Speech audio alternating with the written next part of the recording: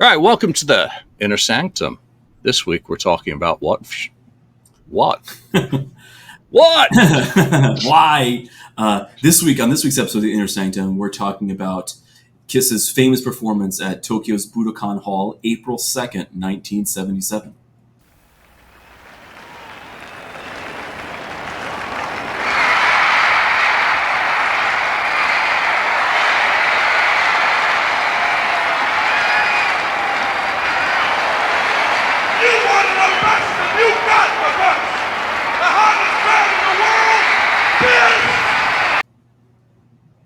Why? Why not? Actually, I wanted to start this show a little bit differently. I wanted to start it with a question/statement. I want to see if you agree with me on this, but is this the first officially released Kiss concert footage? Well, in terms of trying to, I guess, present a. Let me think.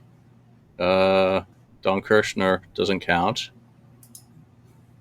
Yeah, because Don Kirshner was a mimed performance at best, Yeah. even though it was set up sort of live, but it was a mimed Yeah. performance. So is this the first live performance of Kiss that's been officially presented? Apart from just the brief concert clips in news things, and so it goes in '76. But in terms of or Circus Krone, what's the MTV? Not MTV, the German show in '76 that had quite a So it bit of it. goes. No, that's Manchester. That's UK. But there was a German TV one as well that had, again, I think it had 3 songs. I don't remember. I lose track of all this stuff. But in terms of a substantial show that was recorded specific to purpose, I think this was indeed the first. Yeah. Correct. Yeah, Correct me if I'm wrong. Well, that's what I was getting at, because I think it's interesting to look at this show for what it is. This was the first officially released Kiss concert footage ever, and it wasn't even released for us over here. It was released for Japanese audiences in 1977 as a TV show. So, and we'll get into that as the episode goes on. But it was really interesting as we were rewatching these again. See, we've seen them so many times for so many years. It's interesting to rewatch them again, and also to realize that this was the first officially released Kiss concert footage that any audience was able to see. Yeah, I want to go back immediately to that point that you say recorded for Japanese TV, because it was not recorded specifically for Japanese TV. It was recorded by Japanese TV, but the bigger picture was that it was always going to be utilized internationally as a release. That was the intent and its purpose. So while it was shown on the Young Music Show in advance, in May 1977, they had always planned to do something with it elsewhere. It wasn't after the fact that they decided that they could do something with it. It was always intent and purpose, but Japan got the first broadcast and exclusivity of it as part of the package deal of NHK filming it. That's my understanding, and it was one thing I wish I'd pulled it today, because I was doing, just the final kind of prep for this episode, and I found them talking about that specifically. I believe it may have been Hollywood Reporter. Well, there were other concerts that were shot for NHK that were for the Young Music Show. Kiss was by far the most popular one, and I believe it was the first one of the series of programs that was requested to be replayed. And I believe it aired at least 2 times in May of 1977 on Japanese TV. So the ratings were out the roof. And I think I read that it was aired. It wasn't even aired in primetime spot. It was aired like at 2 o'clock in the afternoon. It was a school, after school special to see Kiss on Young Music. Yeah, so it's, again, because it has circulated for quite a few years. Why don't you walk us through some of the forms that this show has taken to collectors over the years? Because I draw a blank when it comes to this one in terms of my collecting lineage of whether it was the audio thing that we'll talk about, or whether that was a rip from video that made it into the audio pool that I was trading for back in the day. I simply don't remember at this point. But then again, this has been one of those kind of events and shows that we have been scrambling for over the years before Kissology to find fulls, to find better, and also for the audio specific components of this show to obtain better. It's always the quest is honorable. Yeah, no, I Supposed to totally be. agree. By the time I started collecting in 1997, 1998, 1999, the full show from the 8 p.m. show had always circulated at that point. So immediately when I was collecting, I could always get the full show like that. And it was just finding someone who had it for sale. So the first time that I got this, I had the full show instantly. I got it from my buddy Gary Danko at the Rainbow Rockatorium. I think this might have been my 8th grade graduation present or something. I'm not sure, but I remember this was one of the earliest bootlegs that I had got. Prior to me getting this bootleg, the Young Music Show version circulated because we had mentioned that it aired in 1977, May of 1977, multiple times. In addition to the show airing in May of 1977 on Japanese TV, HBO aired the very same version of the show in 1979. Same songs, same everything. The only thing that was missing is there was no Japanese text during any of the raps and during some of the songs. It's interesting to note that while I was watching Extreme Close Up, the clips that they used from this show were from the Young Music Show version because there's Japanese subtitles. And I thought that was wild because when I was watching, by the time I got Kiss Extreme Close Up, I already had the full version of it. And I was like, mine doesn't have Japanese subtitles. I thought that was weird. I thought it was some artistic decision to put Japanese subtitles in there. Come to find out later on that this was actually from the Young Music Show.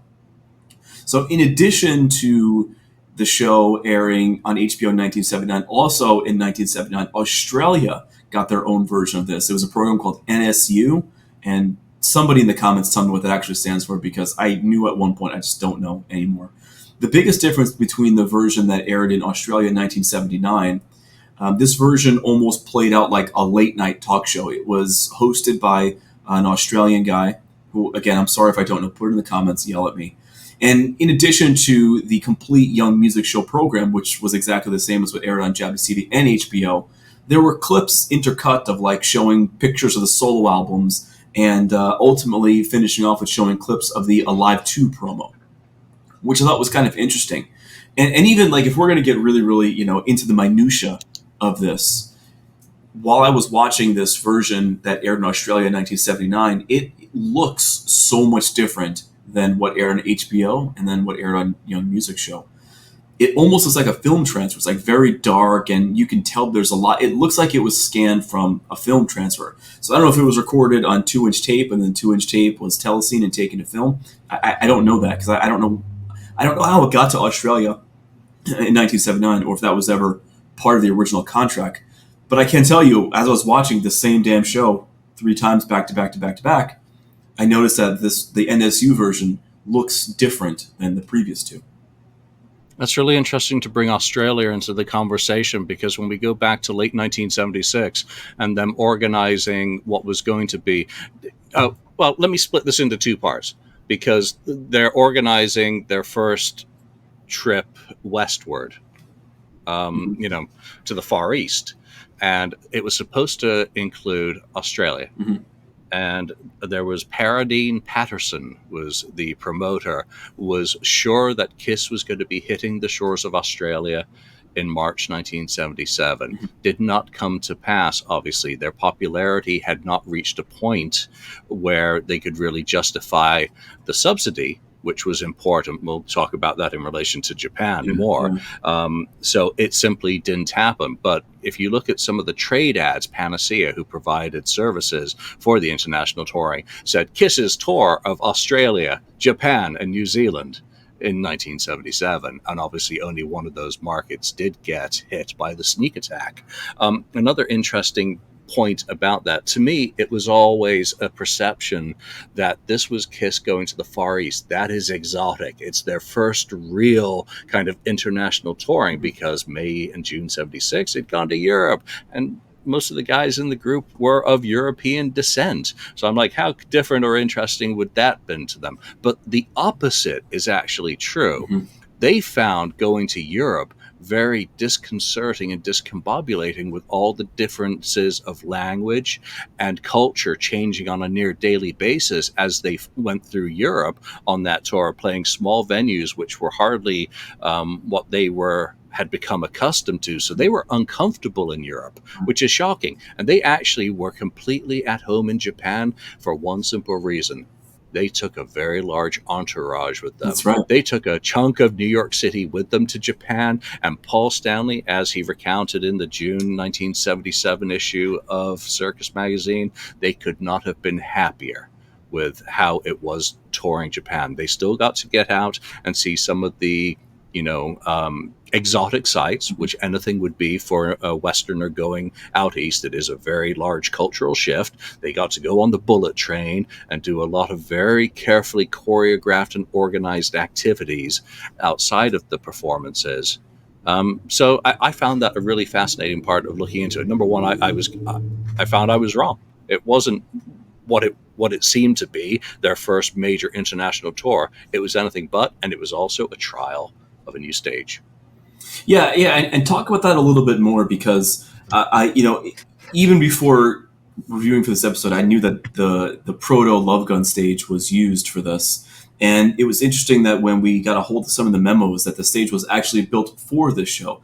I was just under the assumption that this was just a dry run for what the proper Love Gun stage was going to be, but this was the stage, and they knew that it was going to be used later on. And they also knew that, the buckets were missing and all the other additional risers were missing. But it was built for this tour. This was built to purpose, and in December 76, Udo communicated with Aucoin. Well, I can't remember who it was, went out to Japan as some of the advance work in December 1976, and made several points very important. You're going to bring your own sound and lights, and you need to bring your own stage. Mm-hmm. For purpose. Well, yeah, because there was nothing like that internationally at that point. Kiss being an American band, no place was really like America at that point in time. Probably the whole United States, or the whole continent of North America was probably similar as far as what promoters could provide production wise. But when you went out, to Japan, or when you went into England, they didn't have what we had back here, as far as like giant chrome loud lights and fire. Yeah. And also Western acts with that sort of stage production. You could spend your time in the Billboard and Cashbox trade archives reading about how Japan had become an appealing market to Western acts in 1976-77. But prior to that, they just had not had that sort of production element brought into the country. It didn't exist there. So acts that came in had to bring in their own equipment and security and whatnot because, again, Olivia Newton-John, who was a big act at that time, was out there, and she had, I think, 12 security guards for her shows at the Budokan. And Mr. Udo jokingly said that was 10 too many. And then Kiss comes along and needed 280 security for. That's just the scale of event for that production. And another interesting thing in that memo from December 1976 is that they were told in no uncertain terms, no fire. And of course, they didn't follow that. I mean, there's certainly more fire here in Japan than what there was in Anaheim that we talked about on the last episode. But there still isn't as much fire in this Japanese performance as there is what the band would end up using ultimately in the reunion tours and later on. Another interesting point that I want to mention, because we've been harping on this 8 p.m. performance, which a lot of times people, and even myself included, have heard this 7 p.m. performance. But what's interesting is that on April 2nd, 1977, Kiss actually performed 2 concerts on the same day. They did a matinee at 4 p.m. and then this show at 8 p.m. But it's also commonly referred to as the 3 p.m. and the 7 p.m. show. Obviously, 3 and 7 p.m. were the time that the show started, so it was time for the opening acts. So however you want to call it, whether you want to call it 3 and 7 or 4 and 8, there were 2 shows. There were 2 shows that day. 4 shows in total were performed at the Budokan. April 1st, which an audio version of that recording circulates on the Kiss Carton box set that we showed on the last episode. We're not going to get into April 1st. Then they played 2 shows on April 2nd, and then they played the final show on April 4th. So what did they do on April 3rd? Nothing. On April the 3rd, they had a day off. And what might they have been doing on a day off in Tokyo after recording a show? Oh, they were probably reviewing what they recorded.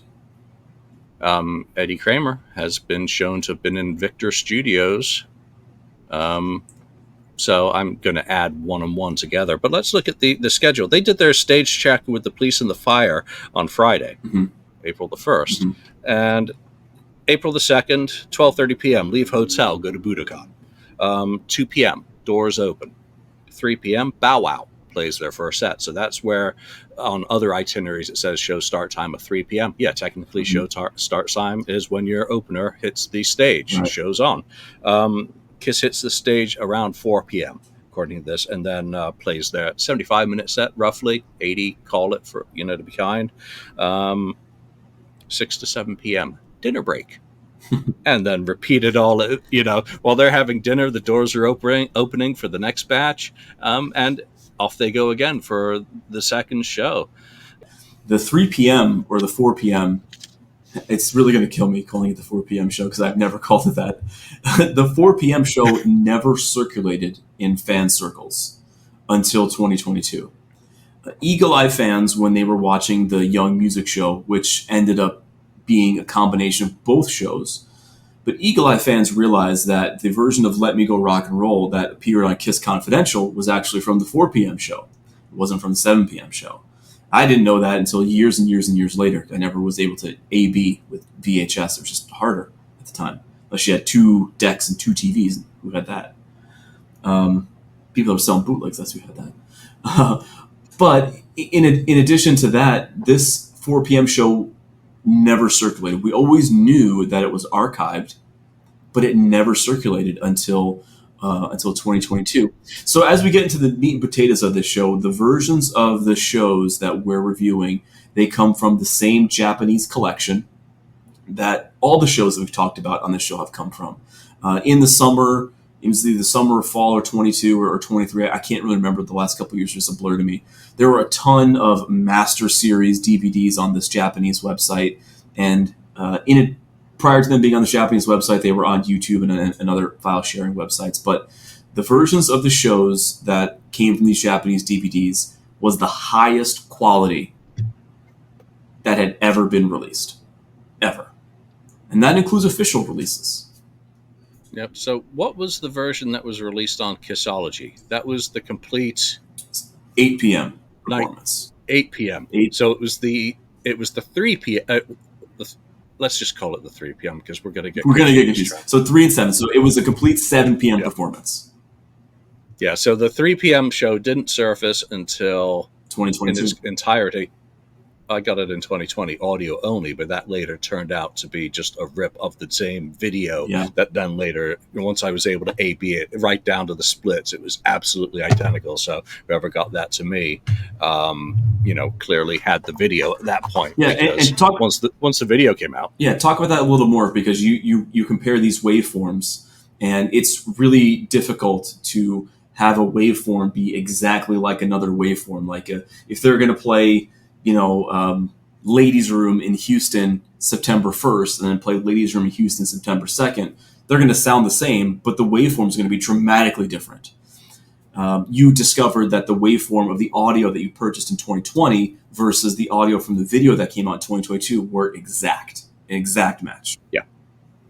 Yeah, so every single thing in terms of the mastering of that audio was identical. Mm-hmm. The only time it is different is when you run it spectrally, and you can see a bit of frequency being cut off the video, and that's probably from me exporting, from a large format to a smaller one once the video became available. Right. But in terms of the actual waveform, bingo, fingerprint matches completely. Right, so, and again, right down to the gap of silence at the beginning, down to the nanosecond, is identical. Which is interesting because both of these performances, there is a lot of footage before and after the show.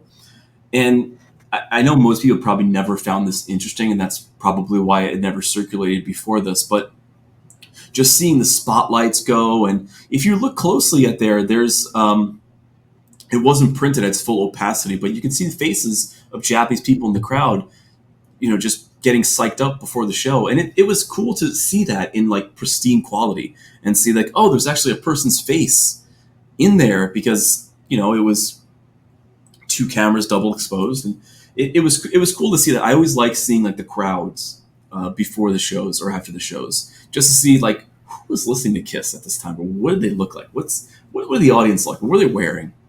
Because it's a time capsule. It really, really is.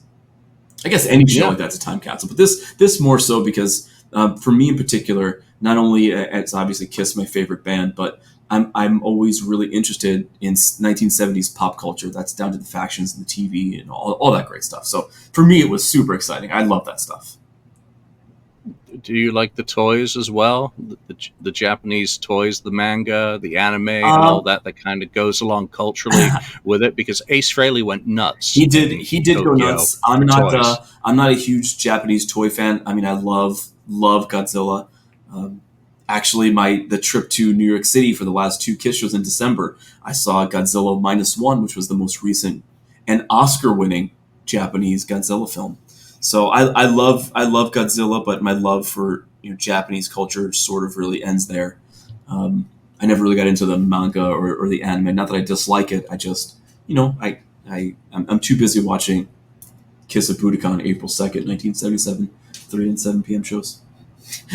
So when it came out on Kissology, for me, it was one of the high points because it was a complete show from the 70s. It didn't have the NAF overlays that the bootleg video that I've been watching for years had. It was a bit like the encores for Largo, which were circulating. You had those overlays happening for the song titles and also the translations of Paul's raps. So that got a bit old, but the Kissology version was extremely enjoyable, but imperfect. Yeah, it's funny because I had the exact opposite reaction. Uh, the unfortunate part is whatever happened when the Kissology collection was put together, the black labels weren't set correctly, so everything was just darkened. And was it darkened because someone didn't know what they were doing? It's possible. I don't know. I wasn't involved in the making of that. Uh, or was it darkened to make the videos look sharper and look better?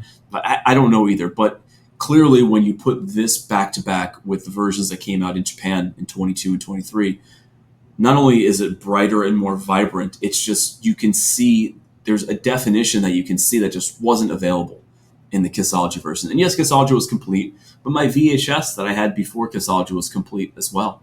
My VHS was complete, and whatever DVD, whatever version of DVD that was out at the time was complete as well.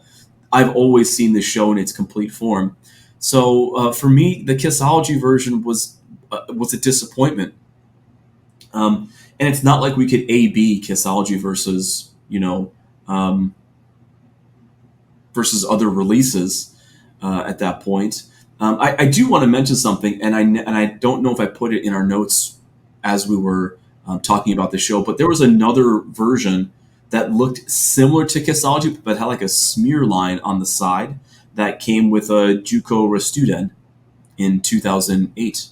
2008? Yeah, 2008. Yeah, if you got the deluxe version of Juko Restuden, you got the Kiss re-recordings on CD, and then you got a DVD of Kiss in Japan. And I believe it was complete. Someone's going to butcher me on that, just because I wasn't able to pull it out before this, but it absolutely is a different. It's not any better. It's a different print than what ended up on Kissology. I bet you it's in PAL. I bet you it is. I bet you it's PAL. I used to have that, but I got rid of those CDs long ago, unfortunately. So I can't really tell you. One of the only collectibles I have from this is something I did pick up recently, which is the HBO guide, which, in all its glory, there you go, from July 1979, and I'll have to punch that in. It's so funny how much slower information moved at the time, because it aired in July of 77. They had been seen in the Dynasty costumes in May of 79, but they're still using a Love Gun photo, and the costumes that they used in the show were from the Rock and Roll Over Tour. So, there must have been some confusion among fans that were getting excited to watch that, because it was no secret that the return of Kiss was huge in July of 1979. And I don't mean like huge as far as like attendance or success wise. It just was everywhere. It was everywhere. Yeah. And the fact that this was aired in 1979 on HBO was just happenstance. It wasn't scheduled to tie in I know with that. the return of Kiss in any way. It was just one of those things that it finally made it through whatever it took to get it on air at that time. And clearly they didn't care about the details of having Super Kiss pictured, to go with it. And it's probably just as well that they didn't. Well, It's yeah, better to have the the drapes match. but not even that. But not even that. That's a Love Gun picture, and then there's the Rock and Roll Over costumes in the video. So nothing matched. It's a little closer, a Maybe little bit okay, closer. a little bit closer, a little bit closer. So, what do you think about the stage on this show? Because it's the hybrid. It's not quite all the way to Super Kiss, which is the Love Gun Alive 2 stage. You do not have the scissor list. They've only built certain components to be tested on that tour. It dials back a lot of the complexity of the Destroyer and Rock and Roll Over tours and streamlines it. It's a much more streamlined show and choreography and performance overall. Yeah. Do you think it works without those extra elements that become so visually central? I don't. I maybe it was because I didn't see this in real time as history was happening. By the time I saw this video, I'd already seen Kiss Meets the Phantom, and I'd already seen the Love Gun stage proper. So to me, going back and looking and seeing this after seeing what came after it, I always thought it looked incomplete. I wonder what the guys thought of when they stood at the top of those stairs and they had to run down those stairs in the beginning of Detroit, because there's a lot more stairs there than there were on the Destroyer and Rock and Roll Over stage. I think there was 8 steps, and then I think here there's either 12 or 13. So they probably look down those steps and they go, "Man, that's a lot of steps." I mean, imagine getting one of those steps wrong and you're in those heels. You're done for. You're just done for. But Ace was just only hoping that it was properly grounded. Yes, that's because right. he was not. I don't think he's wireless on the. I don't think any of them are. I don't wireless think any on of this. them were wireless until Love Gun.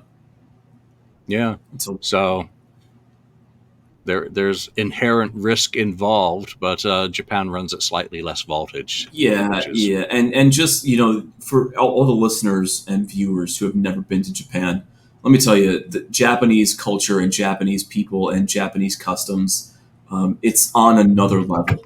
I mean, it's even like McDonald's or as they pronounce it, McDonald's.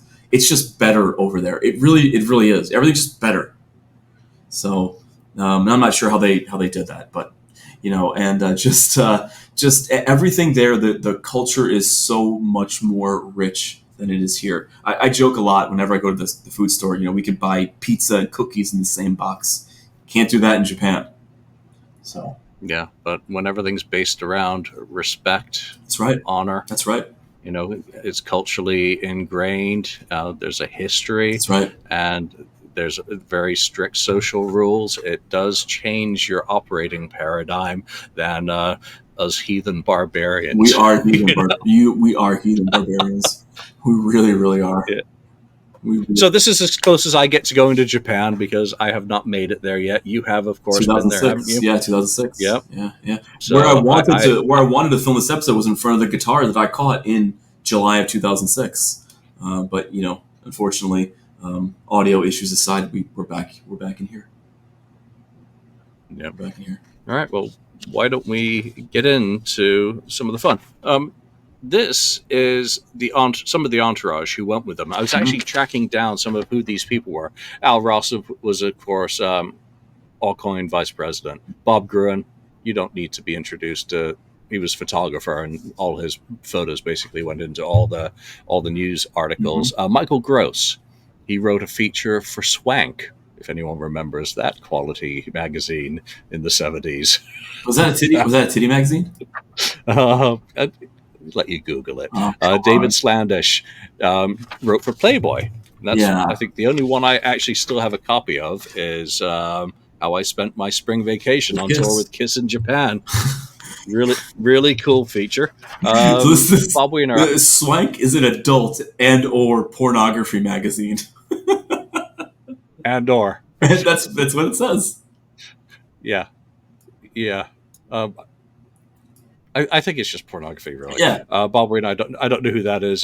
Francis Schoenberger, Bravo, Germany. Carl Arrington, Cream magazine. Cream did a great spread recapping the tour. Pat Cox, I'm not sure who that is. Jack Jimenez, Circus. great 4-page feature I've referenced at the beginning of this show, talking about Paul's perceptions of Europe versus Japan. Elise Krenzel, She wrote that book. Yeah, she's she had wrote a that. book out. Yeah, she's had a book out. I don't know who she was writing for back then.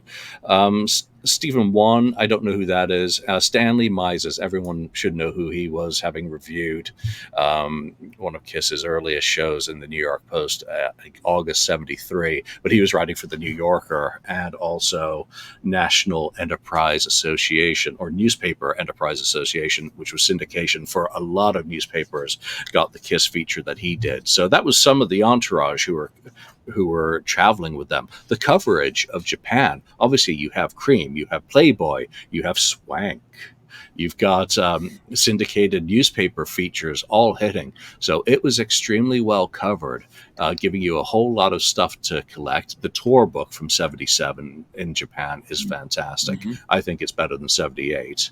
Yeah, I agree You with also had, you. You had those great issues of Music Life magazine too. well, it wasn't the first special '77, or was that '78? I believe But it it was comprised of 77. It '77. was 77. Yeah, I lose track, but Music Life was such an Mm-hmm. incredible magazine. The Japanese magazines were next Mm-hmm. level Mm-hmm. They knew how compared to do it. to, They really knew how to do it. yeah, as were the fanzines, which were going. I So, agree.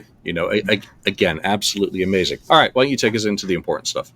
Okay. But I just want to take one more slight detour before we go into the importance of, because we do want to talk about both shows, and we want to talk about the high and the low points of both shows, just how we've done on previous episodes.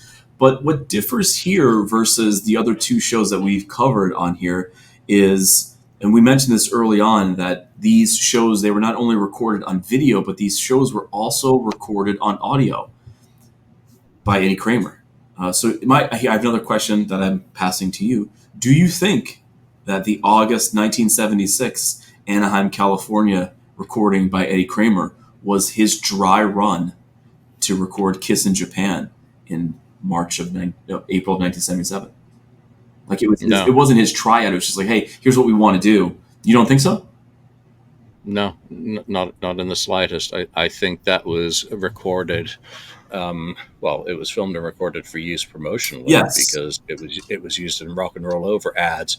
I think that was more than likely work that led into Rock and Roll Over and recording the group rather than having anything to do. He was their producer by then, Yeah. Yeah. so that's already established well before they. And again, if you have evidence that I am wrong or Andrew is wrong, chime in. We won't take it Yeah. as an Yeah. insult. I'm just If asking you questions at want this to point. share, yeah, if you want to share your knowledge and what you found or what you think, chime in, because that's what it's all about. So no, I don't think it's a dry run.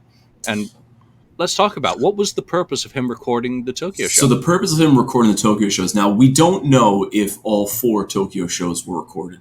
We only have evidence of the April 2nd shows being recorded at this present moment.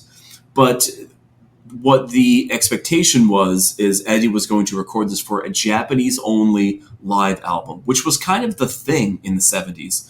Cheap Trick at Budokan was supposed to be the very same thing. It was supposed to be a Japanese only live record, and it came over to America as almost like an EP, and then it grew into a full length record.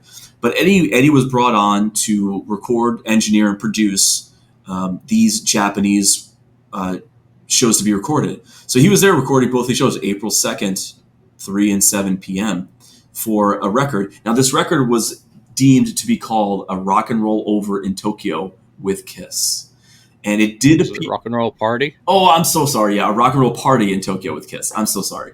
My brain only has so much room for Kiss knowledge, and sometimes things get jumbled.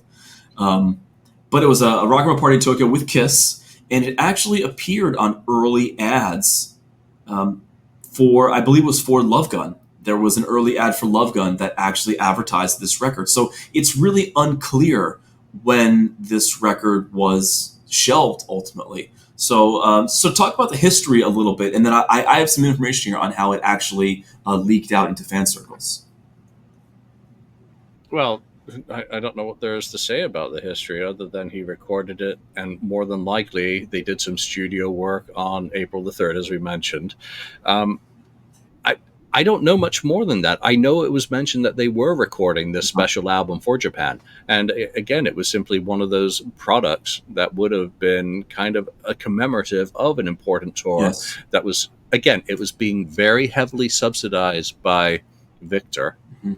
Casablanca, and because the tour basically lost $150,000. But you turned me on to an auction from a popular auction website where one of the reels of this was actually um, auctioned off. So you know a little bit about that, right?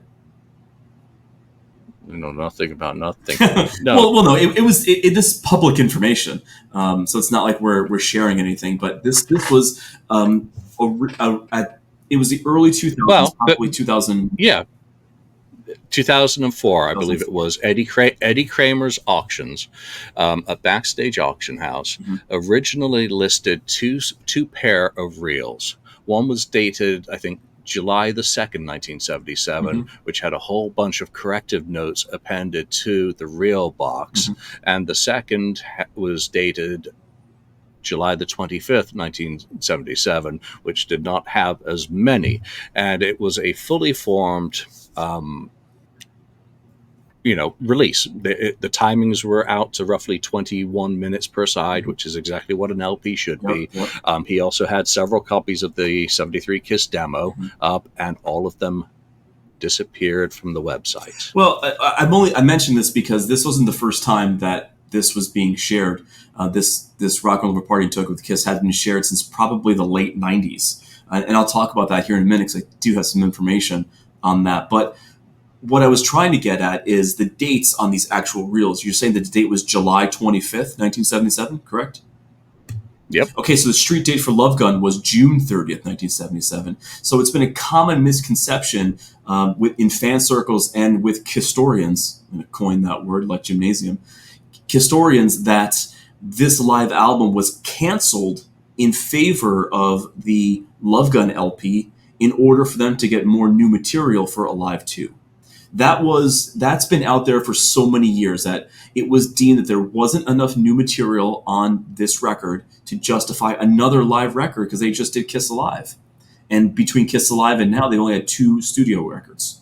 So they wanted to get a third, or we assumed that they wanted to get a third studio record before they did another proper live record, which ultimately was Alive 2, which followed Love Gun. So it's interesting to note that Love Gun comes out June 30th, or ships June 30th. Again, there's no sound scan, so it's very difficult to determine when it's actually was street dated. So I don't want to get into a pissing match on that either.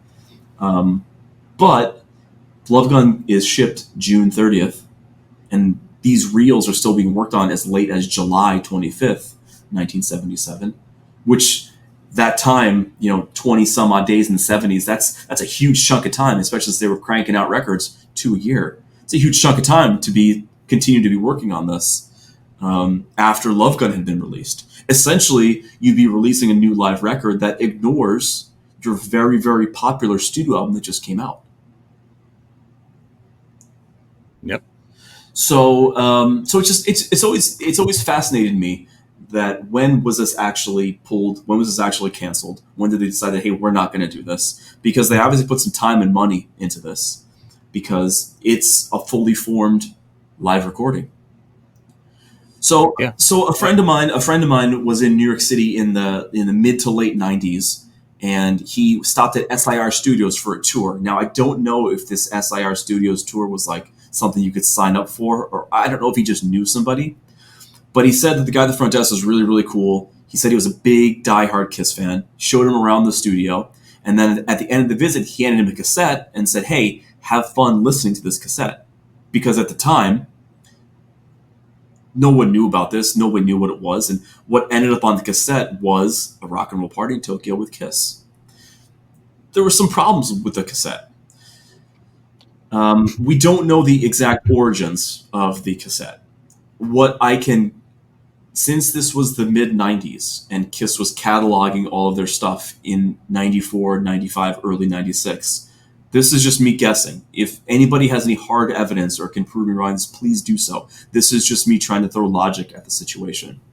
it seemed as though that this originated on maybe some of those very reels that were available in backstage auctions. It went from a reel, and then the reel was transferred to a DAT tape, because DAT tapes were kind of used as, backups and easy access to get something. And then from the DAT tape, this went to a cassette.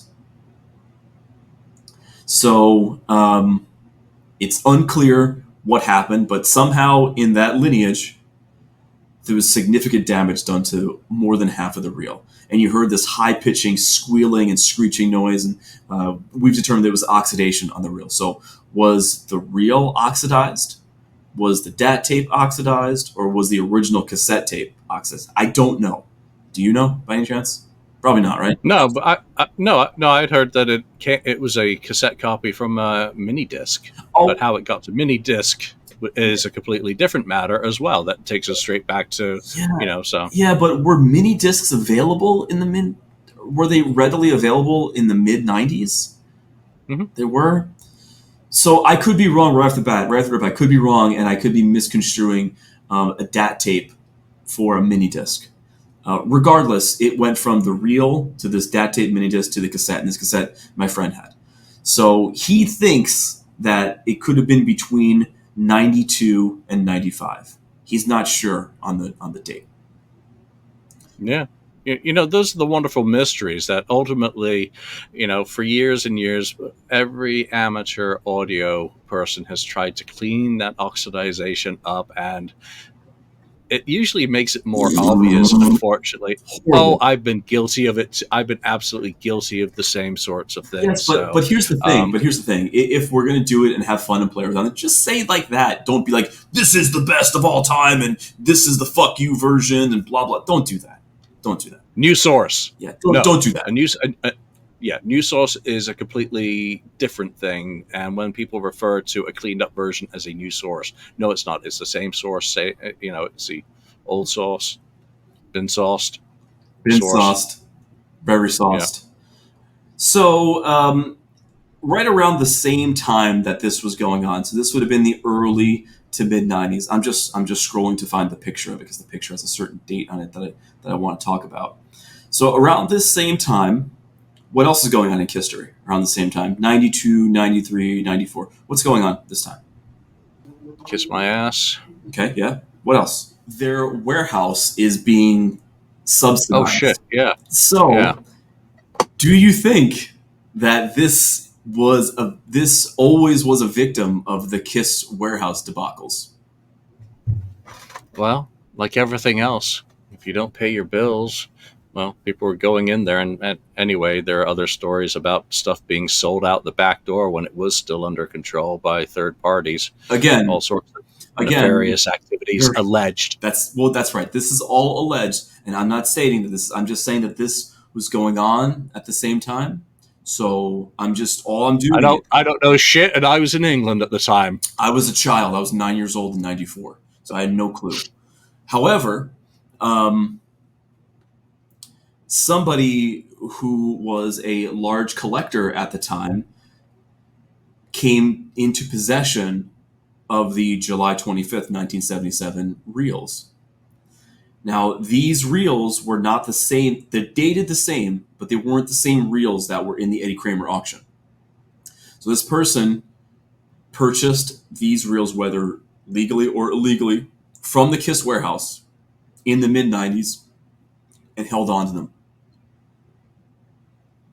And, I'm assuming at this time the editing skills of the great Julian Gill, he's going to put in these reels or these pictures of these reels. So it's so funny how this happened. And again, I know we're kind of going off in the distance, but I think this is interesting to know because it's the same show.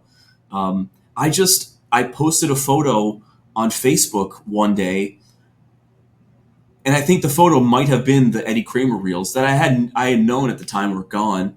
And this person just sends me a message, goes, "Hey, I have those," and I go, "You do? You have them?" So he sends me pictures. Yes, they were 100% dated the same. They were 100% named the same thing. It's named Kiss in Japan.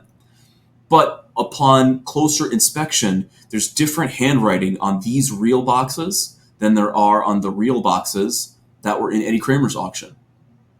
So one could believe that this is the same. It's the same thing. So again, so the unfortunate part about this is, as I was, talking about these reels with this person, he's never played them. He didn't know. It's like, so I can't tell you what's on them. I can't tell you if it can be played. I have no idea whatsoever. But again, the band owns it. They have it. Mm-hmm. Everyone knows it's under Casablanca 77 contract. Mm-hmm. So the audio is owned and nothing can be done with it Mm-hmm. until they so decide. But I tell you something, just getting back to what the episode is about ultimately, is this, most of this was recorded April 2nd, 3 and 7 p.m., 1977. So imagine what Universal could do had the desire been there with, say, the Off the Soundboard series or a box set. But what it's going to come back to, we talked about this in Anaheim, is that was recorded by Eddie Kramer. So that means that contractual points are part of the equation. And that's why bootleggers don't have any issues, because they don't have to pay the people who need to get paid for things to be officially released. But let's talk about the video. Let's talk about the video, because the audio doesn't relate to the video, because a lot of the video you can match up one-to-one as to where it came from. So just as a 30,000 foot view before we get into it, which performance do you prefer, the 3 p.m. or the 7 p.m.? 7 p.m. by a mile. The 3 p.m. has a lot of issues for me throughout. A lot of it relates to the sonics of the show as it exists, and whether that is just on the copies that have made it into circulation, it's problematic. There are dropouts, there is muffling, there are bum notes right from the beginning of the show. I think the first note struck in April the 2nd, or on April the 2nd, are bum notes. Mm-hmm. So they are much tighter. Clearly, having dinner helped Kiss be better performers that night. They were always all, made me be worse. What? That always made, like, every time if I ate before a show and I had to play on like a full stomach, it was like the worst feeling in the world. It really was. Well, if I had to play, I wouldn't eat. Yeah. I wouldn't eat until after. Yeah, well, you're aerobic. Nothing. Just like you don't go swimming after eating. I can't imagine doing that for 2 hours. Jesus, with all that stuff in your gut slushing around, that'd be horrible. I'd puke. I want to puke now thinking about it. Yeah, so which one do you prefer? Well, while rewatching these again, and even rewatching the last couple of years, I was like, man, 3 p.m. is so much better. But I think it suffers from that the new toy syndrome, that you get a new toy and like, oh my god, it's my favorite because it's new, and I've never, this is so cool. But upon further inspection, the 7 p.m. is the better performance, hands down. And most of the Young Music Show edit comes from the 7 p.m. show, and a lot of the live album Rock and Roll Party in Tokyo comes from 7 p.m. as well. The guitar solos and the drum solo is note for note 7 p.m. Yep. So it sounds like 3 p.m. was maybe their sound check, and then 7 p.m. was like, oh, this is the real McCoy. So, one last thing about the audio. Mm-hmm. There have been official releases of audio from the show, haven't there? Beth? Oh yes, we do. Okay, so and I'm assuming you'll show these as well too, because these also came from another backstage auction. There was just some handwritten notes, and some of them were handwritten notes for the 2 shows. As far as it seems like those, because I never determined whose handwriting it actually was, but it seems like that when they were looking at the 3 and 7 p.m. video shows, that they were trying to determine what they were going to use for Young Music, because there's like notes on them going like this shot and that. There's actually visual cues in these notes, so it seems like the notes were for the video, not for the ultimate audio, what ultimately being the audio.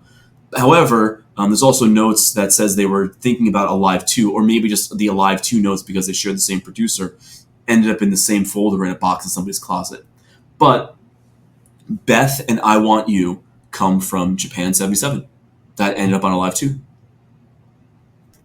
And where else? The box set that's for I Want You. That's right. Without without the audience Mhm. redubbed over it, and so they called it a sound, or what do they call it on their sound Sound check? check. It isn't. It's the live performance without the audience. It's not a sound check. Mhm. It matches up identically. There's one little ace guitar artifact. I don't want to call it a flub because it could be a frequency shift or some dynamic going on there, but it is in the exact same spot. Marrying up Alive 2, the version of Beth, with the Rock and Roll Party, and right down to the audience, Mhm. the the tempo and tenor of or cadence of the audience reaction is absolutely identical to my ears. Mhm. Now, can I prove it in a court of law? No, I'm not Neither can I. technical enough. But Yeah, it's but funny that they thought that the audience was going to be okay because Japanese audiences are much more reserved, and it almost seems like they were in a higher pitch.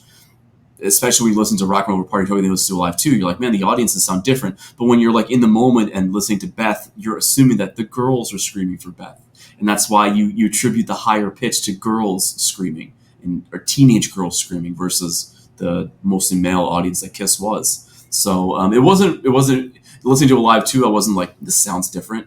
It just, I thought it was LA Forum. yeah. So that's just two little nuggets. Let's get into the first song, and if you've got one that you prefer, how do you want to do this? Do you want to just go through the songs on this, and we'll just call out our notes for each one of them as we go along? Yeah, yeah. I mean, we can do that. The unfortunate part about this is, and it's actually not really the unfortunate part. There are a lot of similarities between this. For example, like, and I'm going to call out "Making Love."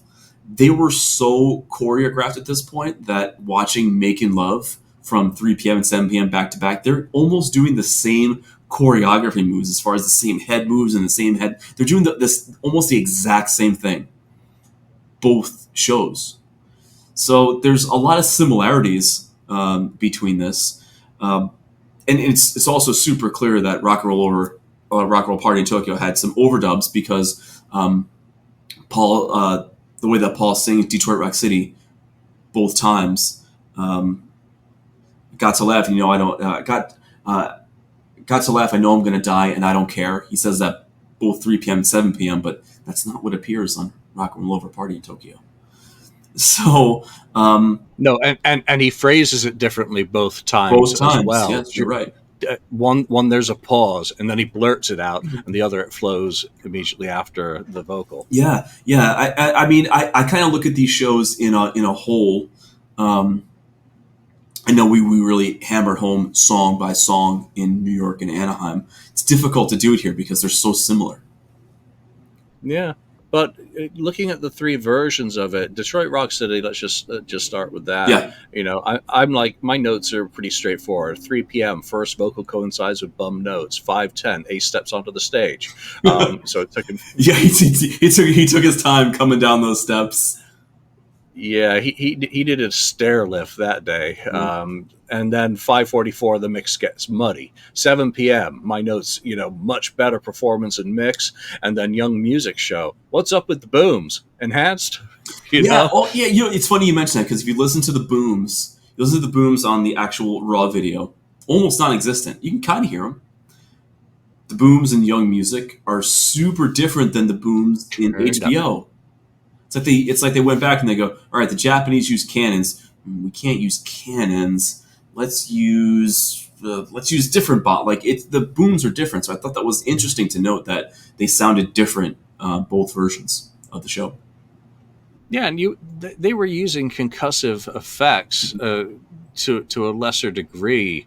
Probably, I don't know again how much you're able to get away with the stricter fire codes in Mhm. Japan. But when you've edited some of your videos, and I've seen bits and pieces as you've gone on, I'm like, enhance that boom. So it's definitely a very kind of It's an useful art. tool. It's an art, but it can also be done badly, and it can be done very nicely. Yeah, yeah. The worst audio editing ever done is whatever they did to Largo 77 and Love Gun Deluxe. I just want Yeah, to put but that on record. we'll never talk about that I again. just want to put that on Um, record. Ever. That hurts. That hurts. I could show you on the doll where that hurt me. Yeah, did. Take Me. What a great song that is live, and it was skipped in the Yeah, I never TV got that. broadcasts. I thought that for some reason I thought that Young Music Show and HBO had different songs. They don't. They have the same songs. But what a cool song! I guess maybe the subject matter was probably too risque to be on afternoon TV for Japanese audiences that were much more reserved. That could have been a reason why. I don't know. But yeah, I mean, what a cool song! What a cool song! And my other note on Take Me was just the drums are so powerful. Mhm. I did notice actually one other difference between HBO, at least the versions as they've been captured, is there's less intro of the mirror ball at the beginning of the HBO before it gets going than there is the Japanese Young Music Show, like 5 seconds. So I don't know whether that's just selective clipping, but that's all I could determine. Other than that, they are essentially identical to my eyes and ears. Let me go rock and roll. Ugh. It sounds good here. It really does sound good here. I much more prefer this here. There's a little more pep. I think the band just sounded better on the Rock and Roll Overture versus the Destroyer tour, which is what we talked about in the last episode. Um, it's also interesting to note that the set list here is the exact same set list as they played in New York City, 1977. The whole documented professional Rock and Roll Overture has the same set list, and we know that earlier in the tour there were different songs. But what I mean, like what's documented, Cobo Hall, New York City, Japan. It's all the same set list. So I thought it. I had to go back and I rewatched Kiss Confidential. I was like, I'm gonna make sure that this is actually 3 p.m. and I'm like not high, and it is. It seems to me, to my eyes, because I'm a video guy, it seems to me that there's more back shots in 3 p.m. Like there's more of the shots from Yeah. the stage going out to the crowd. But you also get great angles on Gene's crab jumps in 3 p.m. that really, no pun intended, stood out to me because him going up, I mean, that's just creepy shit. Mhm. And just, I've said it before, amazing that he hasn't had hips replaced. Because he virtually stopped doing that stuff by 1979. Oh, yeah. Yeah. So that's probably why. And yeah, and I also noted that the choreography on that was just from wide above angle only on the 3 p.m. show. 7 p.m. is just, again, it's kind of standard. It's the 7 p.m. show is generally just shot much better. Yeah, because I think they worked out a lot of They the had a final practice kinks. Yeah, you have the same show. You've got mic placements are all set. No wonder it's perfect for recording for a live show because everything's set and nothing's really getting moved around a lot. There are various things that go wrong during the first show, which we'll talk about later in the set. Ladies' Room, Ace and Paul mugging while Gene singing at the beginning stood out to me on the 3 p.m. show. And I love the focuses. The camera absolutely nails it when Peter does his little drum roll in there. It's on him and it doesn't miss it. So, great work with the camera work. They definitely had cues worked out. 100%. So I wonder if they've been, with them for other shows to say, okay, we're taking notes here with the NHK crew to get all set out because we're going to film it for real on these days. And then they're just a little bit off during the first one. But bang on for the 7 p.m. Agreed. Firehouse is next. My only note for Firehouse is I thought the flame in 3 p.m. was much more impressive than the flame at 7 p.m. Yeah, what stood out for me on the 3 p.m. is that they completely miss Ace playing his solo. That happens pretty frequently if you think about it and you're looking at a lot of these shows. There's a lot of times where, like, I just remember, like, Dr. Love in a show, they're just, Ace is playing solo and they're on Gene, doing this little thing. Which, I mean, makes sense to the singer, but still, they do miss a lot of their solo parts. Yeah, and even to this day, December, the pay-per-view in December missed some pretty egregious camera angles in terms of show dynamics. So I haven't been able to watch it. I haven't been able to watch it just because every time I find a copy, the frame rate is just oh my god, it kills me. It's unwatchable. But I was there. Yeah, so it's not really worth reliving actually if you're there. Making love. Making love. Almost to my ear. Well, actually, the flame. Gene's Flame is great. Yeah. Great work on the fog, particularly on the 3 p.m. show as well. I thought there was better capturing those elements.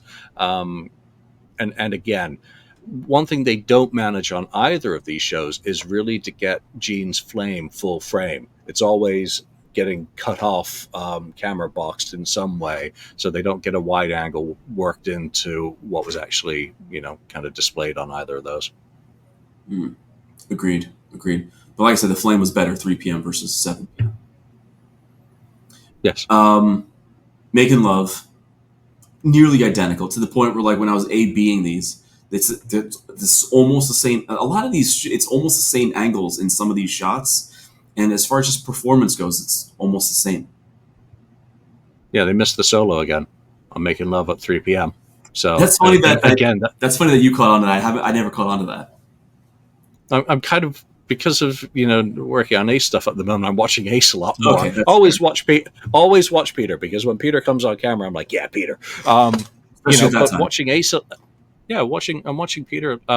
Watching Ace a little bit more at the moment, just because some of these things stand out. He's kind of in the brain more, so just how it goes. I Want You. I'm like, poor camera angles at start, long upper shot, and then they move to behind. And this is another song that skipped on. Yeah, I was just going to mention that. And this song shouldn't have been skipped, because I love this song, and the way that the band played it on this tour, I thought this was always my favorite track. And then the call and answer section, I thought was cool, and it was important, because the Japanese audiences were technically much more reserved than American audience, and they were responding just like American audiences were, which I thought was great. That was so cool. I thought the call-outs and response from the crowd were great. Yep. I mean, you see those 280 security guys rushing around with their flashlights, but the audience is into it. The audience are playing by their rules, but in terms of their volume and their screams and their responses, it's a really wonderful audience. I agree. A very great audience. So it would have been a different feeding experience for the group, because not quite the same as getting hit in the face with an M80 or a bottle. Which that happened.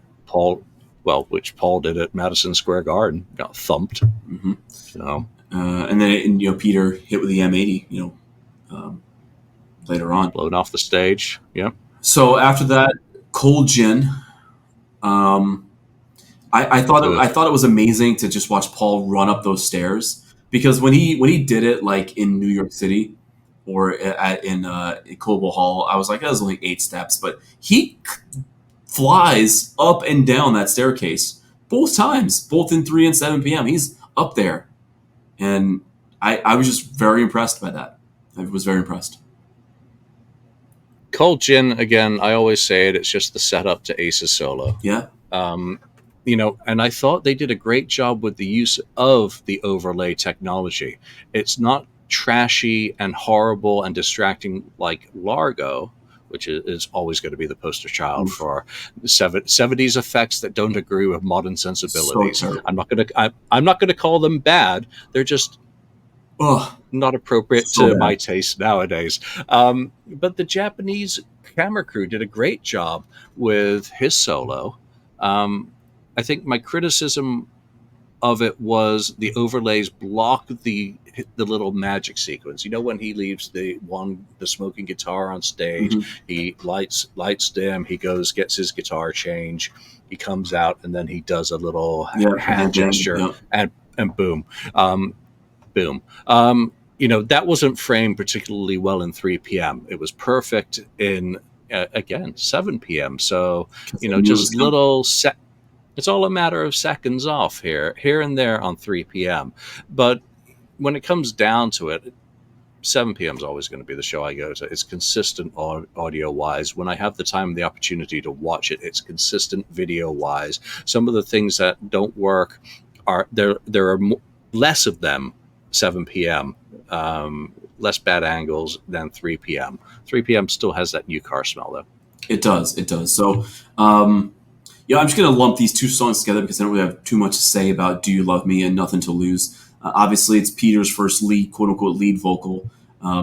The one thing I will say about "Do You Love Me" is that is the one song that was so cool to hear on the Japanese live record without oxidation, because that the end was a mess. So hearing it without that oxidation was so cool and so awesome.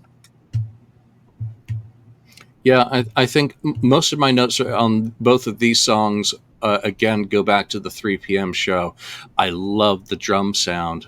It's a massive, bombastic. I mean, it's pumped up Mm-hmm. at the beginning of "Do You Love Me." That I mean, you used to you got to play that, didn't you? Yeah, yeah. I mean, So what we used to do in the band is it would be Ace's solo, and then with Ace for the guitar, bam, ba, do, do. But we would go right into "Do You Love Me" right after the Ace solo because he was still need to grab another guitar. I was able to play that beat, the "Do You Love Me" beat, while they were getting ready where they needed to be. So I always really loved playing that song. It was always one of my favorites. And like I mentioned on a previous show, this disappeared from the set list following 1977, and then when it came back in '96, people were freaking out. did you did you love that beat playing it? Did it feel good? Because you look at Peter playing it, and he looks like he is just in heaven playing that. That he feels good with that beat. It's the simplest rock and roll beat, and it's just fun. It's fun. It's just a shame on the 3 p.m. show that Gene's bass mix absolutely ruins the first verse. That bass is so whack there, but there you go. That's live music I agree. back before tape. Yep.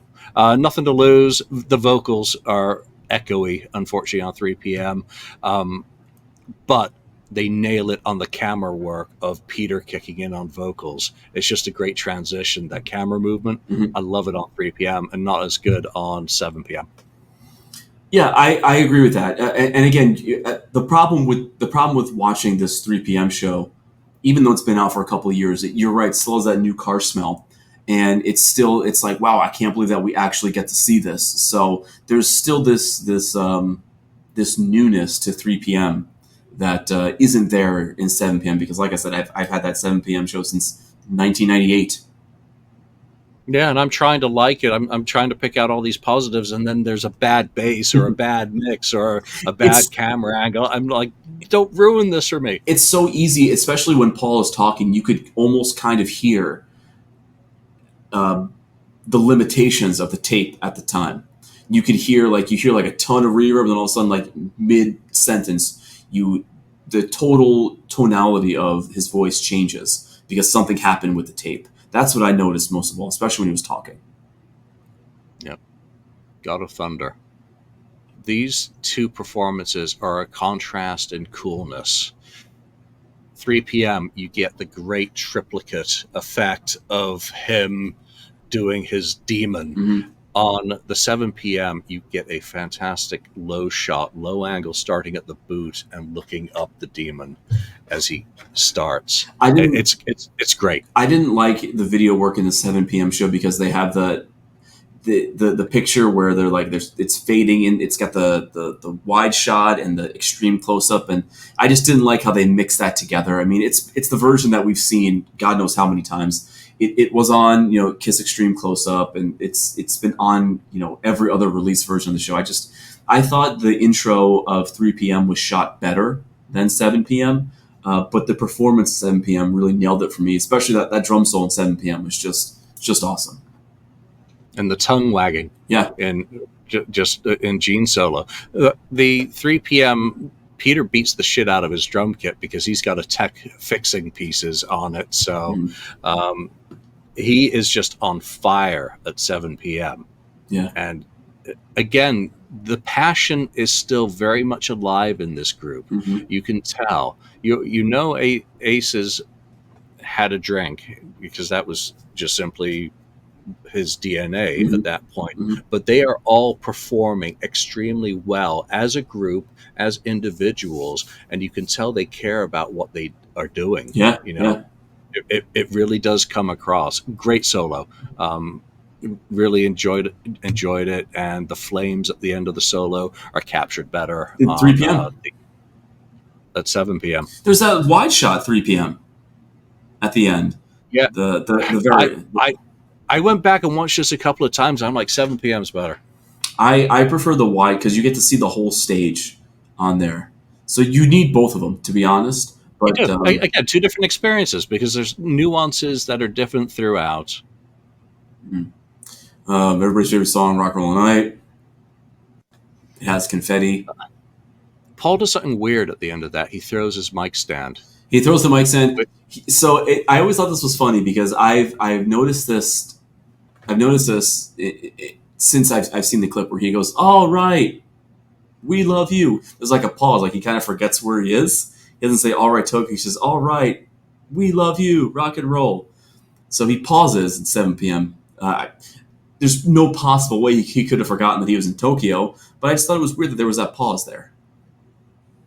yeah, one of the great things that goes back to the planning for this tour was they had asked Udo, to translate some of the stock raps into Japanese so that Paul could possibly learn them and use the language, you know, as a sign of respect to the Japanese audience when they visited the country. They got a letter back from Udo Artist saying, we really feel that Japanese fans will understand what you're saying in English, which I read as, please don't butcher our language. And then they did translate some of the raps into Japanese for Paul to try, but they didn't use any of it in the end. There was no minasan, hachu, hachu. That wasn't until years later. There was none of that. There was no sukiyaki or any. Not the psycho. Oh, Yeah. yeah. But yes, we end the set list with Rock and Roll Night. Paul smashes the guitar, confetti comes down, yada yada yada, and then we move into Shout Out Loud. What do I got? Yeah, this is another one of the songs that skipped from Young Music and HBO. I don't know why. I just say decent. Yeah, it was decent. Decent. It was a fine performance. Again, this is overkill for us a little bit because we just watched the same set list, New York '77. So even though we've been watching these videos for our whole lives, it's this set list we've watched it a lot. And then we move on to Beth, which I think we've already talked. Terrible at 3 p.m. Getting the camera onto Peter. It's absolutely horrendous. The shots are. I don't think either is shot well because the shots are. It's just always too wide. Especially in the beginning. Just think of this though, and we've already talked about it. But when you're watching the 7 p.m. version of Beth, you are watching Kiss Alive too. That's true. You are. Yeah, it's true. Same with I Want You for that matter. So. It skipped from Young Music. Does that seem punitively horrible, considering that was Kiss's hit single at that point, for it to have been excluded from both HBO and Young Music? That seems like it was a deliberate. Maybe I don't know. It depends on who had final say as far as the edit goes. But take this into consideration too. You have God of Thunder where there's Peter's drum solo, then you're closing the show with a Peter vocal. You're going to throw another, you're going to have two out of the last 4 songs, you're going to have 2 Peter vocals, Peter's drum solo, and Rock and Roll All Night. There's a lot of Peter. I think that's what it ended up to be. Because remember, you still had the all of the higher ups trying to put out this thing that there were 4 equal members. And I think it would have weighed heavily on Peter if they threw Beth in there. But then we finished up with Black Diamond.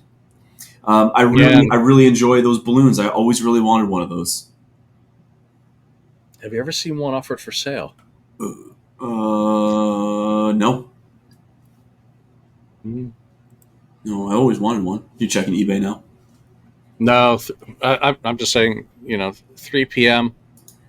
The audio's crap again. The camera's facing the spotlights. Yeah. Yeah.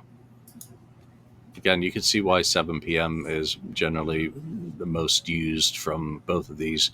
Again, I guess it offered a bit of variety for the editing. Mm-hmm. But have you done an A/B compare with how much of either of the shows has ended up in Young Music? I didn't. I've watched all of those shows, obviously, and I had Young Music, much later on. But I never did an A/B, with Young Music Show and 7 p.m. running at the same time. I know there's pieces of the pieces of 3 p.m. throughout the whole performance, but I believe most of the songs came from 7 p.m. I believe, and you can look at the notes too. I believe they all came from 7 p.m. But don't quote me on that. Yeah, I mean, it feels like the 3 p.m. show has far more distant shots, Mm-hmm. you know, which would have been used for cuts because you're not as concerned with, trying to sync mouths, Mm-hmm. which is terrible, as I'm sure you know. Oh my god. Trying to get the lyrics to match or the audio to match up with the video Mm-hmm. even closely. So to be able to use wide cuts or different angles, um, you know, are useful, but it really feels that for the most part, 7 p.m. was a much more complete, nearly ready to go product. And if songs from that performance were making it live too, I think it speaks to some of the quality I agree. um, of the performance, because again, Eddie Kramer would not have gone back to that sort of archival recording for a live two had it not been justified. And perhaps maybe Kiss also felt the same way too, because Kiss still made the decision to put out the 7 p.m. show when Kissology was released. If the 3 p.m. show was substantially better, it's possible that would have been used for Kissology in 2006. Imagine if that had come out in 2006, we would went nuts. We would went nuts for that collection. I mean, we went nuts anyway because we all wanted Largo 77 because that didn't circulate at the time. But yeah. I want to mention one more thing before we finish up here. The Young Music Show, it was aired in 1977, but it was also rebroadcast in 2004, and that's the version that circulates in fan circles. It's a 2004 rebroadcast of the Young Music Show. Very cool. Yep, and the HBO one now circulates from recent years. I believe that was a Unitel transfer. Yep. I'll have to go back and check the notes on that. But there's so much about it. I mean, what I want to ask the audience and people who care about video and audio more than I do: have any of you ever A/B'd the three shows, or ABC'd? 3 p.m., 7 p.m., and Young Music /HBO to see what's coming from where in terms of the video shots. Now you're going to make me want to do it because now, Yeah, because I want to know. Now I'm just curious. Yeah, I want to know the percentages of how much of Young Music is 7 p.m., which I think you're going to definitely see over 70% of it, versus what are the key punch-ins from 3 p.m. And are there audio fixes for what ended up on Young Music Show? Is it just the raw audio from 3 p.m. and or 7 p.m.? Because my understanding too that it was Eddie Kramer mixed the audio on the Young Music Show.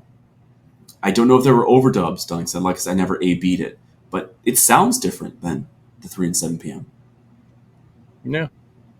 I mean, it's interesting to have done this after doing Madison Square Garden. Again, you're absolutely right. It's the same set list. It's just a different stage in a different country and a different audience track. So it's kind of fun to do it. And here we are, 80 minutes later, talking about the same damn set we talked about in another episode. Yeah, but this show is definitely a much stronger representation of Kiss in 1977, 100%. The Madison Square Garden show is historically significant, and this is what Kiss sounded like in the 70s. No, any final thoughts, or is that it? No, that's it for me. This is interesting, and this is one of my favorite recordings, and we're so lucky to have so many sources to enjoy this with. It's so tough for me to find the time to sit down and watch videos, and that's what this podcast gives me the opportunity to do. Time to sit down with a notepad and pen to fixate and focus on some awesome Kiss videos, and just to know that when I started collecting and becoming a Kiss fan, that none of this was available. We only got little bites along the way, little bits and pieces. Yeah, that's right. Little dribs and drabs, and as we've gone on, we've got better and better available to us. So now we get to enjoy it, and who knows what's in the vault still? Who knows if they've got multi-tracks? Who who knows what the next little bump of improvement might be to these classic shows in what to me is a bucket list country. So Yeah. Tokyo, Japan, April the 2nd, 1977. Fun Interesting. watching and listening experience. However you consume it, go check it out. Yeah. But for now, that's it. We That's shall it. see you next time. See you next Thank you for time. joining us.